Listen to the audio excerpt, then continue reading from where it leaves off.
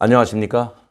강명도TV 자유조선을 시작하겠습니다. 한반도 정세와 국제 정세가 심상치 않게 돌아가고 있습니다. 특히 미국이 이란 혁명수비대 구두수군 사령관 실세이죠. 이란군 수뇌부에서도 최고 실세로 불리는 솔레이마니를 표적 공습으로 사살했습니다.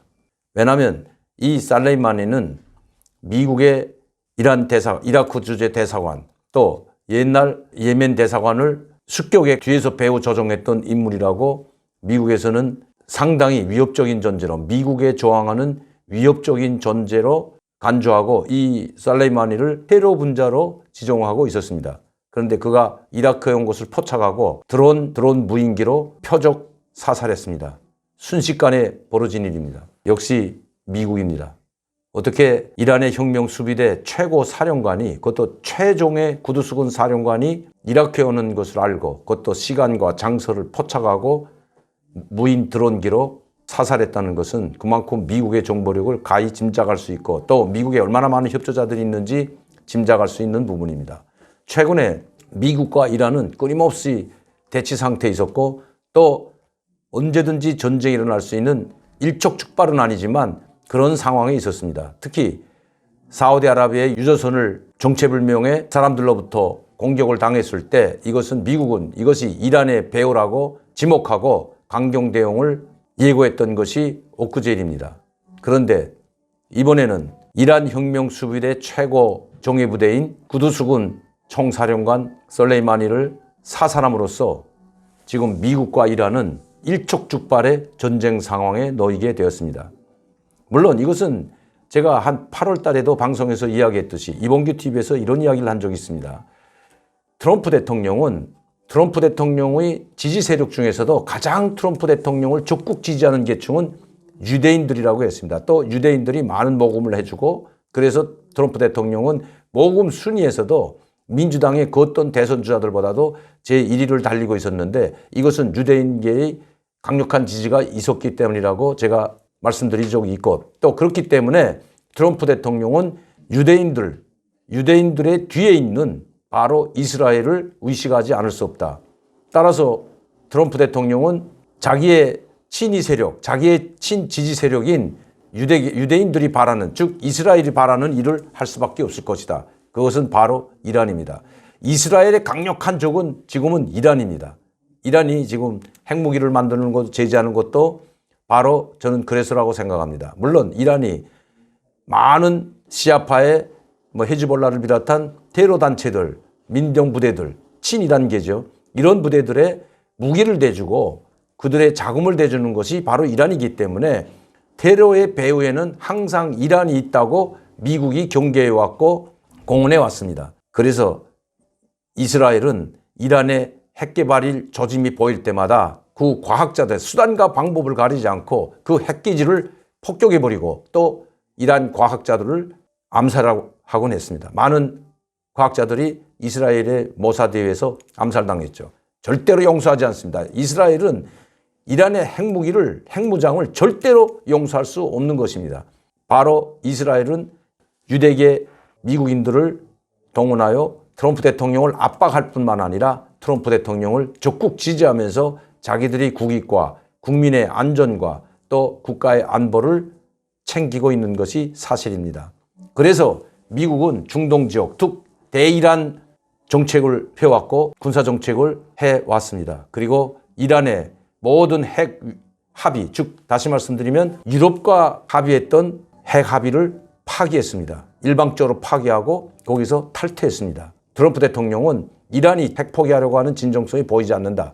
이건 가짜다. 그리고 뒤에서 핵무기를 계속해서 연구하고 있고 만들고 있다는 이유로 파기하고 탈퇴했던 것입니다. 이런 모든 일들은 다 유대계의 지지를 받고 있는 트럼프 대통령이 이스라엘을 의식해서였습니다. 여러분들도 아시다시피 예루살렘은 상당히 민감한 도시입니다. 이 민감한 도시에 누구도 하지 못했던 일을 트럼프 대통령은 했습니다.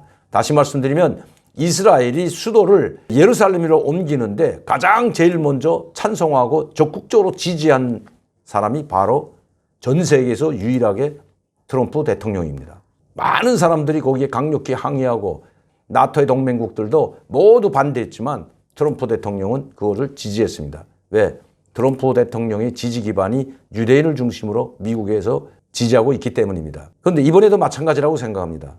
저는 언젠가는 미국과 이란이 전쟁을 한다고 이야기해 왔습니다. 특히 지난 8월부터 미국과 이란은 반드시 전쟁을 하게 되어 있다. 또 이란이 핵포기를 하지 않고 미국이 요구하는 사찰을 받아들이고 진정성 있는 핵사찰을 받아들이지 않으면 핵합의를 파기할 수밖에 없고 다시는 핵합의는 종이장에 불과하다고 한 이 트럼프 대통령의 강경한 태도 때문에 이란이 고개를 반기를 들었고 다시 대미 항전을 선포하는 이런 악순환의 고리 속에서 언젠가는 이 사건이 터지리라고 예측을 했던 겁니다.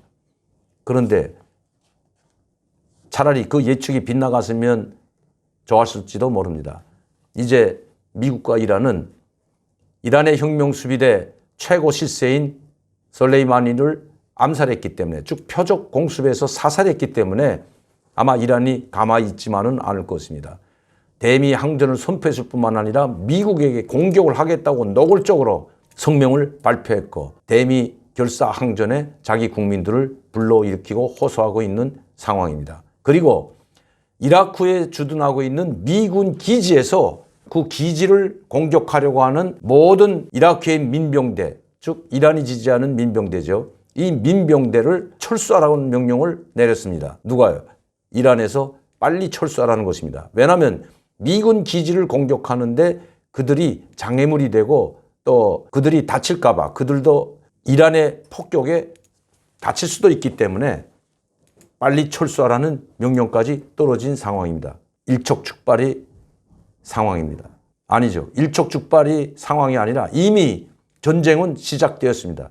일촉즉발이라는 것은 언제 분초를 다투며 전쟁이 일어날 수 있다는 그 상황을 일촉즉발의 전시 상황이라고 하지만 지금은 일촉즉발이 아니라 이란 혁명수비대 사령관이 사살되는 그 순간부터 이미 전쟁은 시작되었다고 볼 수가 있는 것입니다.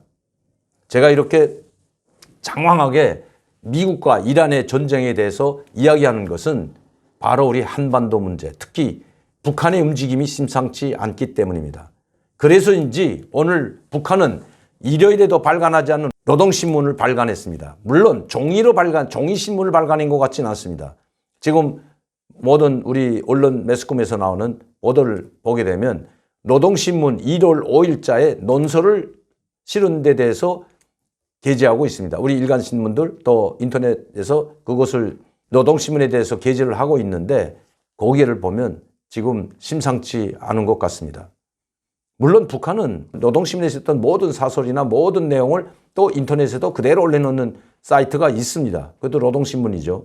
이름 자체도 노동신문입니다. 웹페이지가 있죠. 그런데 일요일에도 발간했다는 것은 그만큼 지금 북한 상황이 급박하게 돌아가고 있다는 것입니다. 이 내용을 보면 절대 미국에 굴하지 않겠다는 겁니다. 그리고 김정은이 당전의 전원회의 제7기 5차 회의에서 천명한 정면 돌파를 계속해서 강조하고 있습니다.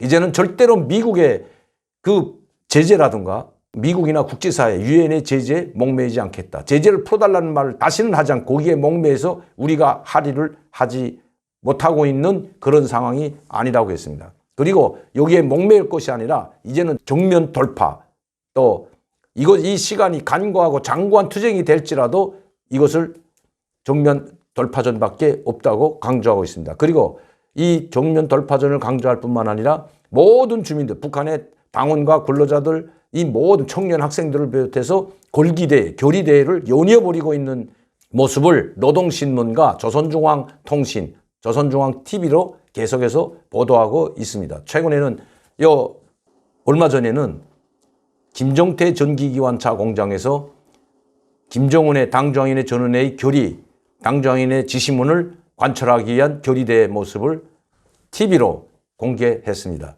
또 김정태 전기기관차 공장뿐만 아니라 강선제강소, 또 김일성종합대학 모든 대기업과 공장기업소 그리고 대학들에서까지 골기대를 연이어버리면서 김정은주의에 결속시키고 있습니다.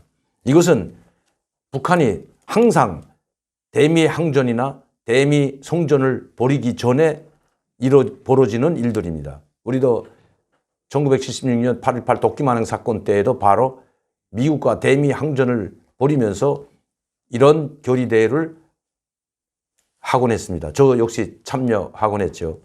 그래서 저희는 미국과 싸우기 전에 이미 북한은 대내 국민들부터, 대내 인민들로부터 결속시키고 김정은 주의에 뭉쳐 세우기 위한 선전 작업을 하고 있는 것입니다.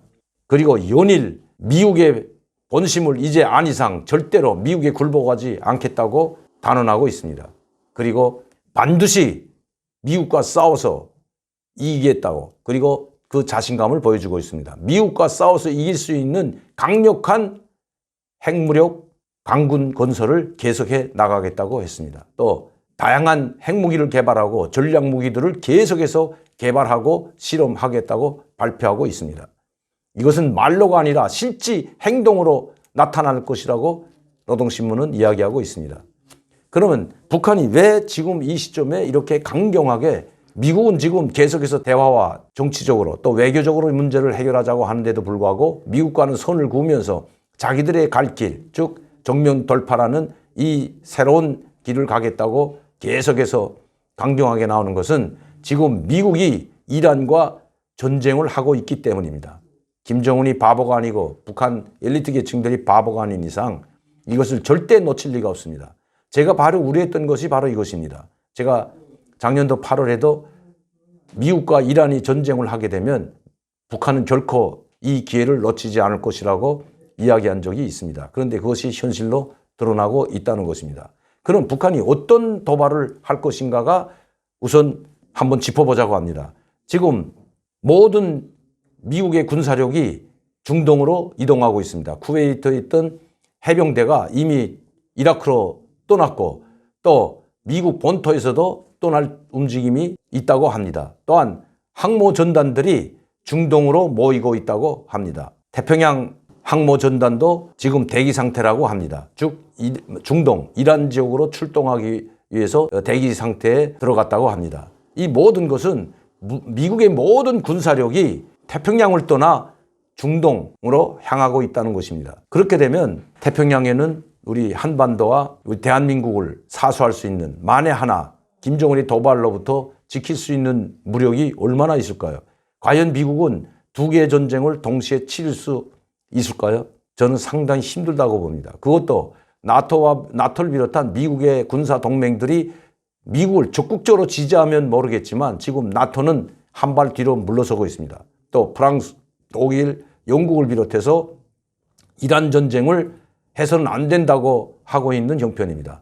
다시 말씀드리면 트럼프에 적극적으로 대이란 전쟁을 지지하지 않고 있다는 데 문제가 있습니다.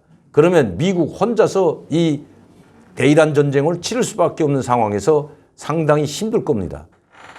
그렇기 때문에 김정은은 바로 이 미국의 이 약점을 노리고 강력한 군사적 도발을 할 수가 있는 것입니다. 다시 말하면 자기들이 보여줄 수 있는 최대 군사적 도발을 하려고 할 것입니다. 지금까지 보지 못했던 대륙간 탄도미사일 아니면 중성자탄 실험이라든가 아니면 실지 잠수함에서 발사하는 SLBM을 발사할 수 있는 것입니다. 저는 북한이 처음부터 핵실험에 들어가지 않는다고 봅니다. 처음에는 아마 대륙간 탄도미사일, 중거리가 아니라 대륙간 탄도미사일 약 4,000에서 5,000km 나가는 그 미사일을 발사할 것으로 예상이 됩니다. 그리고 미국의 반응을 보아서 잠수함에서 실질적으로 발사되는 SLBM을 발사할 것으로 추정이 됩니다. 왜? 지금 북한의 움직임이 그렇다고 합니다. 한 번에 단번에 핵실험을 하는 것보다 지금까지 보지 못했던 새로운 전략무기 대륙간 탄도미사일, 즉 고체 연료에 의한 대륙간 탄도미사일 발사가 가장 우선시 된다고 하는 것이 북한에서 나오는 정보입니다. 두 번째로 잠수함에서 직접 발사하는 SLBM입니다. 이렇게 된다면 미국은 상당히 곤경에 빠지게 될 것으로 보입니다. 이란과의 전쟁을 하면서 또다시 태평양에 항모전단이라든가 미국의 군사력을 집중시킬 수 있는 그럴 만한 상황이 아니기 때문입니다. 물론 미국은 호언장담하고 있습니다. 동시에 두 개의 전쟁을 치를 수 있다고 호언장담하고 있습니다. 물론 미국의 군사력을 봤을 때 11개의 항모전단을 가지고 있는 미국이 얼마든지 두 개의 전선을 형성하고 전쟁을 수행할 수 있는 능력이 저는 충분히 있다고 봅니다. 그러나 그것은 바로 나토와 미국의 군사 동맹국들이 미국을 적극적으로 지지할 때만이 저는 가능하다고 봅니다. 우리는 중동 전쟁을 겪어봤습니다. 또 지켜봤습니다. 두 번에 걸친 아버지 부시와 조지 W 부시 때의 중동 전쟁을 지켜봤습니다. 그거 바로 이라크 전쟁이었죠. 1차 중동 전쟁, 이라크가 쿠웨이트를 침공했을 때 아버지 부시 대통령이 중동 전쟁을 실행하고 이라크를 굴복시켰습니다. 그리고 나서 조지 W 부시 대통령이 이라크 후세인을 제거하는 것을 우리는 직접 봤습니다. 그때는 모든 나토 동맹국과 영국과 프랑스 군들이 함께 연합군으로 이라크를 공격했던 것입니다. 그래서 국제사회의 지지도 받았던 것이 사실입니다. 그러나 지금은 그때와 상당히 다릅니다. 왜냐하면 지금 트럼프는 독불 장군이 되어버렸습니다. 자기 동맹국들과 대치 상태에 있고 동맹국들을 압박해서 무역전쟁을 일으키고 있습니다. 프랑스, 영국, 독일 모두가 예외가 아닙니다. 이런 상황에서 트럼프 대통령이 이란을 공격한다면 동맹국들이 지지를 얻어내기가 힘들다는 것입니다. 바로 김정은이 노리는 것은 이것입니다. 그리고 러시아와 중국과 정치 외교적으로 더욱 연대를 강화하고 북한이 도발을 한다면 만약에 이렇게 된다면 트럼프 대통령이 그야말로 곤경에 처할 수도 있습니다. 탄핵에 몰린 트럼프 대통령, 또 12월 달에 있을 대선에 올인해야 될 상황에서 두 개의 전쟁을 수행한다? 이것은 저는 불가능하다고 생각합니다. 그렇기 때문에 우리 한반도가 이제 또다시 격동의 소용돌이에 빠질 수 있는 시간이 가까워 오고 있습니다. 이럴 때일수록 우리는 한미동맹을 더욱 강화하고 한미일 동맹이죠. 한미일 동맹을 강화해서 북한의 도발을 막아야 합니다. 정부는 국가의 안보를 위해서 국민의 안전을 위해서 최선을 다해야 됩니다. 그런데 그럴 기미가 보이지 않습니다. 우리 국내 상황이 그닥 그렇게 좋지 않습니다. 경제적으로도 그렇고 정치적으로도 상당히 좋지 않습니다. 온 국민이 여야를 떠나서 국가의 안보와 국민의 안전을 위해서 하나로 똘똘 뭉쳐도 힘든 마당에 지금 완전히 분열되어, 저는 어제도 광화문 광장에 가보았지만 다 분열되어 있습니다. 국민의 안전과 국가의 안보에는 여야가 따로 없어야 됩니다. 그런데 그렇지 못하고 둘로 갈라져서 치열하게 싸우는 것을 보면서 대한민국의 한 사람으로서 너무나도 가슴이 아픕니다. 이렇게 만든 대통령, 정부가 책임져야 합니다. 그리고 지금이라도 통합의 리더십, 합리적인 리더십을 발휘해서 둘로 갈라진 국민을 하나로 통합해야 할 그 임무가 대통령에게 있다는 것은 자명한 일입니다. 오늘도 강명도TV 자유조선을 시청해 주신 여러분들께 감사를 드립니다. 저희들은 정부나 대통령이 하지 못하는 일을 반드시 해내겠습니다. 그것이 나라를 지키고 국민을 지키는 일이라면 목숨을 바쳐서라도 반드시 해내겠습니다. 김정은 정권 레짐 체인지야말로 우리 대한민국이 사는 길입니다.